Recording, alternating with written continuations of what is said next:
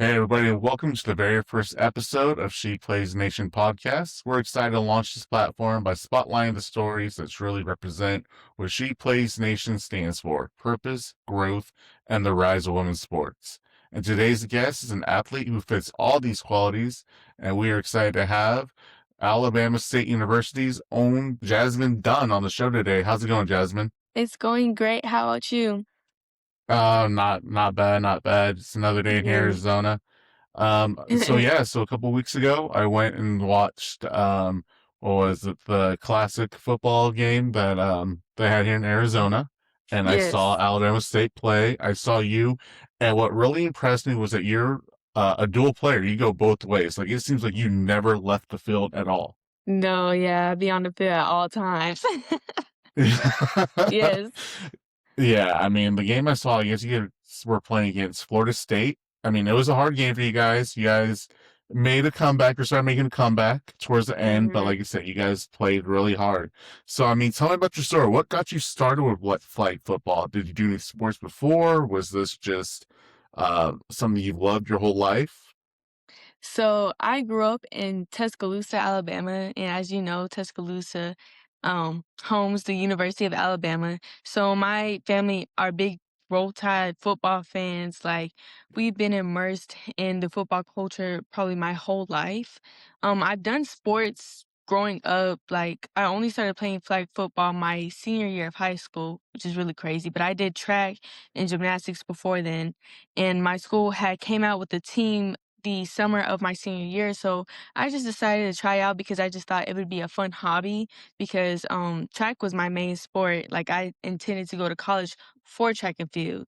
But after like my first season playing flag, I had a lot of natural raw talent, and it was like winter break where I decided maybe I could take this further than just high school. So I reached out to some colleges, and I got recruited to play at Ottawa University, which I committed to for a year, and then I transferred back home because I decided that it was just better for me mentally, and just it gave me more opportunity if I were just to come back home and be close to my family, my friends, and yeah.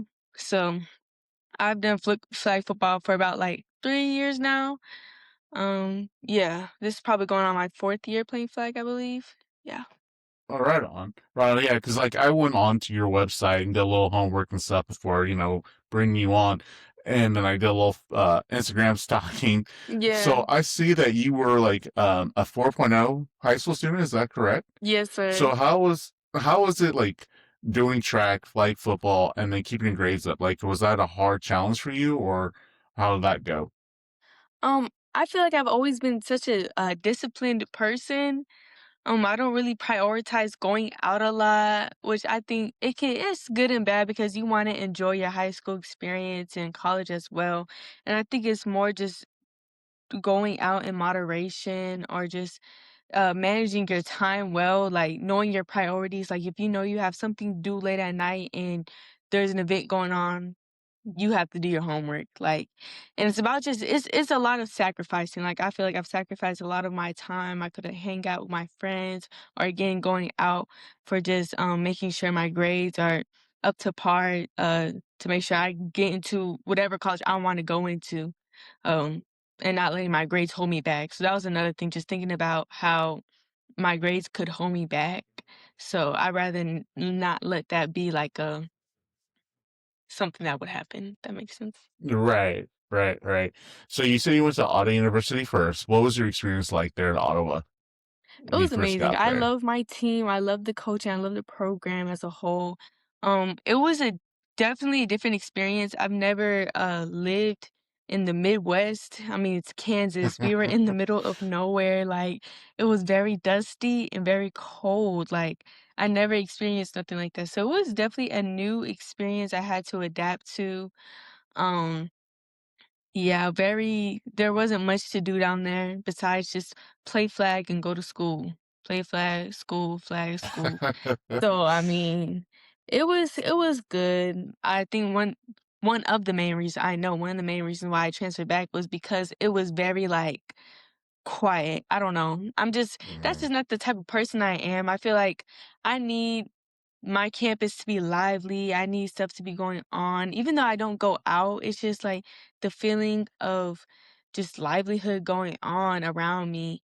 And I didn't get that there at Ottawa, so it's like I had to go. Now, you won a championship there in Ottawa too, correct? Or is Yeah. that okay? And you got to play at the Kansas City Chiefs Stadium. How was that? Oh, it was awesome. It was crazy. I pray that like with the future of flag going up, I pray that's how stadiums will start to look. Like it was amazing. It was a very like surreal moment. It was like a bunch of fans. Like you couldn't hear nothing. You can and it made me think about how the football, like tackle football players feel at the stadium just playing and not being able to hear nothing. Like it was awesome. It was definitely like Yeah, a memory. Yeah. right on. Now, what's your family think about like the rise of the game and how you've become like this dual athlete? Like you're like a rising star when it comes to flag football here at Alabama. What do they think about everything? I low key think they expected it, kind of me just uh dominating or just, I feel like I don't want to toot my own horn, but being one of the best because in anything that I've done, whether it was academically or in track or when I did gymnastics or anything like I have a goal or want to pursue, it's like I always try to be the best in that field or one of the best. I just put my best foot forward each and every day. And so I feel like they kind of expected, me to dominate in flag on both sides of the field. And then with the rise of flag, I don't think they really expected it to, go as far as it's going. And when I first started playing flag, I didn't really think much of it up until like again like my freshman year when all these different teams are coming out with it. D1 schools, Alabama State. When I had seen that they had just came out the program, it was like I was shocked because it was like wow, like this was a school I wanted to go to for track when I wasn't playing flag. So to think that I could end up here, but on a different path, playing flag football was like really cool to see unfold. Right. It's super cool. Now, are you still doing track or are you just mainly focusing on football? Oh, I'm focused on flag football now. I quit track after I graduated high school, so I'm not doing track no more. Yeah, okay. All right. So tell me about the Fiesta Bowl. Like this is a huge deal, especially in Arizona. Like when you think Fiesta Bowl, you think about National College Football Playoffs, you think about the guys out there. I mean, Arizona usually does like this huge week of celebration for Fiesta Bowl. So this was like the first time that they've had the flag football and celebrating women in sports for Fiesta Bowl. How did you feel about that? How did your teammates feel about it? Um, I felt honored, honestly. I felt really honored and blessed to know that, oh, I had an opportunity to play at a big stage that we played on. And a lot of my teammates were also very, grateful for the opportunity as well. I don't think I ever could have expected in my life that one of the, bowls, if that makes sense, would host like a flag event. I see a lot of NFL teams, they host camps, they host stuff like that, but I never really expected them to, host a big tournament with these amazing teams and we all just play together. Like it was it was an It was amazing moment, amazing. honestly. Yeah. It was really amazing to see all you incredible athletes out there. Like I know like a lot of people they hear flag and don't think it's as aggressive as tackle football. Yes, they Um don't mm-mm. it's pretty aggressive. Like my daughter, she plays flag and when I first went to a game, I was amazed. I was shocked like how aggressive girls play a sport that guys Yes. play. And sometimes it seems it's like more aggressive and more trash talking. I mean, did you get that Yes. same sense? I get that it's very, like, entertaining to watch as well, like, when you think of flag, I feel like a lot of people don't think a lot of people do think that it's, like, boring or it's not really, like you said, aggressive or, like, high intensity, but, like, if you watch a game, you watch a good game between 2 good teams, like, we're going at it, like, people may get hurt, like, there's a lot of talking going on. It's very fun to watch, I would say, it is. It really is. It really is. Um, so Alabama, you wanted to go back home. What's the main differences you've noticed between Ottawa and Alabama? Like, was it more of like a family atmosphere with the teams, like the coaching staff? I mean, how's that playing factor too? I would say it's more of a family atmosphere. I feel like a lot of my teammates, we have a very diverse group of people on our team, but we all come together as one. We all play the same game at the end of the day, and we all just, play for each other. I think the main, also another main difference between Ottawa and Alabama State is that for me, I've gotten way more opportunities when it comes to doing podcasts like these, having interviews, uh NIL deals. It's just a lot more opportunities for me being down here back in my hometown, and just the pleasure of playing in my home state and feeling like I'm representing Alabama and all the girls who play in Alabama, because when you think of flag you don't really think, Alabama being in that little mixed group. Not up until recently. You may think Las Vegas, you think Florida, not necessarily Alabama. So, I feel like being that person from Alabama, um, kinda being that trailblazer, getting the state of Alabama exposure, that's an opportunity in itself, so. Yeah, because like I like before I even realized Alabama had to play football there at Alabama State. When I thought of Alabama, I always thought about the Crimson Tide. Mhm, But yeah. after watching you guys play, like I'm like, wow, there's another team in Yeah, Alabama, and I have a feeling like you guys are going to be up there with the Crimson Tide after we a few will, yes, seasons from now. sir. Like, are you losing a lot of players in the off season? I mean, do you have more players that are going to be staying? How's that working? We have some players leaving in the off season, but we have a lot of great talent coming in. Like, I've talked to some of the girls and I've seen their film, and they are like complete dogs on the field. So we have a lot of good players coming in. And this next season is supposed to be, I believe, and I know it will be actually a great season for us. I feel like this first season was more so, getting used to everything, getting used to the system. And now it's just about buying into the system and executing, and again, just continue to play together. And we should really be great in this upcoming season. Right on. Another thing that stuck out to you was your guys' coach. I've never seen a female coach a game the way your coach has coached. Like that was amazing. I mean, she's breaking walls down that have been a pro. Like it's been a wall. It's been a boys' club forever. Like you Yes. thought about the wall, you've never seen a female coach on the sideline. So I thought that was amazing to see a female coach. How does she build you guys as a team? She's amazing. I feel like she has so much passion for the game, which only drives us to just wanna, play not only for each other, but for her. Like, she loves this game just as much as we love the game. I feel like she just gives us life when it comes to, motivating us to be great and, execute and do our plays and everything like that. She I forgot the question. I forgot the question. You're fine. You're fine. No, it's just like like how's she? Like, is she like a mama bear with you guys? Like Oh, yes. messing with our baby cubs, and she's gonna bring out Yes, claws and she cares everything. I feel like that's what's, different between a lot of these other coaches. She genuinely cares for us. She's like a second mom to all of us, maybe even a first mom to most of us. Like, she cares for us, not just in flag, but, like, what we're doing outside in our lives. Like, if we need help with anything, she's there. Um, she she's a role model. Like, you've seen what she's done before, coaching at Alabama State, and it's just you can't do nothing but just listen to her and just get as much advice and wisdom from her, because she's like an inspirational person to follow, and yeah. Now, have you have you guys had any like negative feedback from like male fans or anything like that? Like, oh, you guys are just flag football players. This isn't going anywhere. If so, like, how do you guys deal with that? Um, we probably had some, like, on our under, like, our TikToks, but it's really, like, the old heads, like, the really old grandpas who are, like, HBCU grads or alumni, who be like, "Why are y'all playing flag?"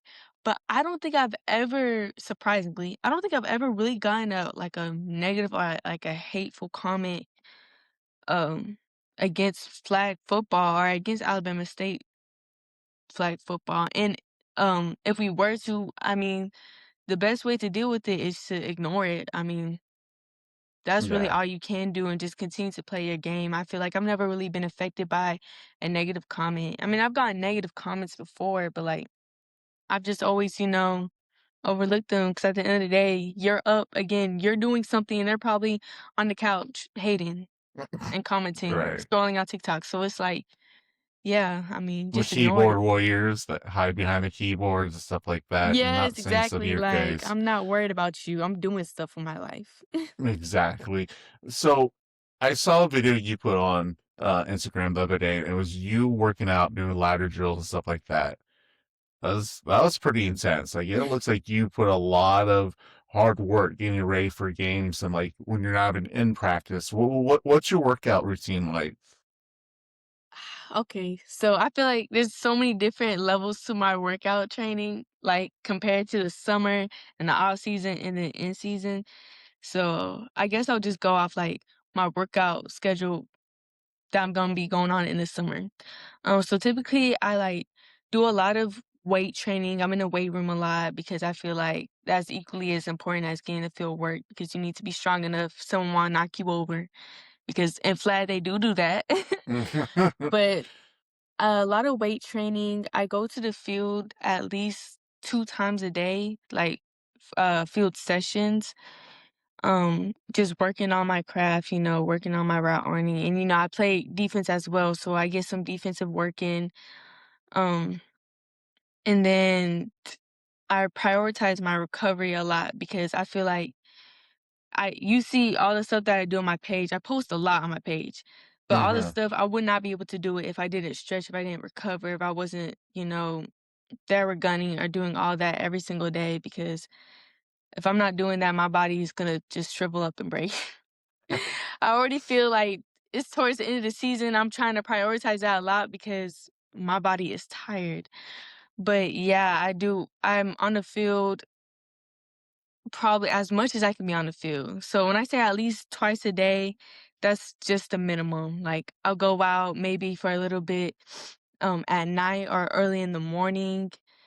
Um, yeah, that's my workout. I really work out anytime that I can, especially during the summer. I don't really go on vacation because I enjoy working out so much, which I feel like that's what kind of separates me from a lot of different athletes. A lot of athletes don't really like to work out, but working out to me is like I don't know, my comfort. Like I enjoy working out. I enjoy conditioning. Like I enjoy a lot of things a lot of people don't enjoy. So. Yeah. So at the beginning, you said that you wrote out to other colleges when you were in high school trying to get a scholarship or somewhere. What advice would you give younger girls that are freshmen, juniors, even middle schoolers, and they want to pursue their dream of playing flag football in high school or college? I mean, what kind of advice would you give them? I would say, don't be afraid to reach out. Don't be afraid to put yourself out there. I know for me, at least, it was intimidating to put myself out there because, it was my first year of playing flag, and I'm reaching out to this college who's won 5 or 4 national championships already. And the worst you can get from these colleges is a no or a no response. So you might as well just put yourself out there. Don't compare yourself to any other athletes um, because again, the comparison's a thief of joy. So you just gotta focus on yourself, focus on your craft, and again, don't get discouraged. If you get a no, like continue to keep working. Just know that everything is a part of God's plan and God's timing, and everything will fall into place when it needs to. I got a couple more questions. I know you have practice after Oh, this. you're good. You're good. So, looking back at your journey from Brookwood to Ottawa, now ASU, what do you hope people see about you and say about you and your career in football? Um, Hmm. Like, what do you mean? Like, what do you want them to remember you the most by? Okay. I would want them to remember me as a trailblazer. I definitely a part of a big reason of my why for playing flag football is to get to inspire younger athletes uh to do new things, to try new things, you know.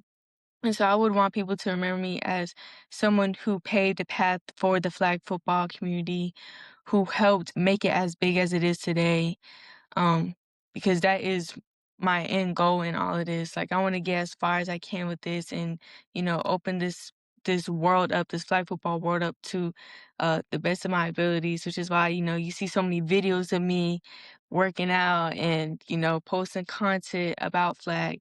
I want to be one of those big creators who kind of paves the way for younger athletes in the flag football community. Right on. So, what's next for Jasmine Dunn when she's done in Alabama State? Hmm. When I'm done, I would love to be on a pro team. I would love to, try out for the national team and make the national team. I feel like that's everyone's goals, but hopefully or yeah, make the Olympics for it. I mean, again, I want to take flag as far as I can. So that means joining a pro team, joining a pro team, the Olympic team, all of that. So that's the goals that I'm always working towards each and every Right year. on. Right on, Jasmine. And and I really do think that we're going to see you at another level, such as the national team or maybe the pros. You never know. But those are all the questions I have for you today. I mean, thank you for taking the time to talking to us. Thanks for being our first real follower. I know when I reached out to you, you're probably like, who is this guy? Why is he why is he bugging me to come on a podcast? And I appreciate you so much, Jasmine. Like you're helping us by just giving us your presence. Of course. Thank you for having me. I'm not the best at talking, I feel like. This is my first ever podcast for real. So, I try to prepare the best as I can. But I feel honored that you allow me to be the first person to, come on here. I feel like this is a great opportunity for me as well. So I thank you. Oh, thank you. And I hope that we have you again in the future. Of course, Um, definitely. I I wish you guys nothing but the best the rest of the season. How many more games do you have left, and when's your next one? Our next one is our last one. It's a tournament and it's May 6th through the 9th at IMG Academy. It's like um I think it's NCAA teams and NAIA teams. It's their I would say it's their like national championship. But I think we're just playing the NCAA teams there. I'm not sure, but it's the 6th through the 9th next week. Right on. Hopefully, a lot of people watch this podcast. Hopefully, they show up, support you guys, support Alabama Yes. State. Um, but yeah, again, thanks for coming on. That's all the time we have today. So I want to thank everyone for watching this podcast and joining me and Jasmine. Make sure you follow us on all of our social medias here at She Plays Nation, and let's continue to build this sport. Of So, course. all Thank right, you. Jazz. Thank you, Jazz, and you have a great day. You too.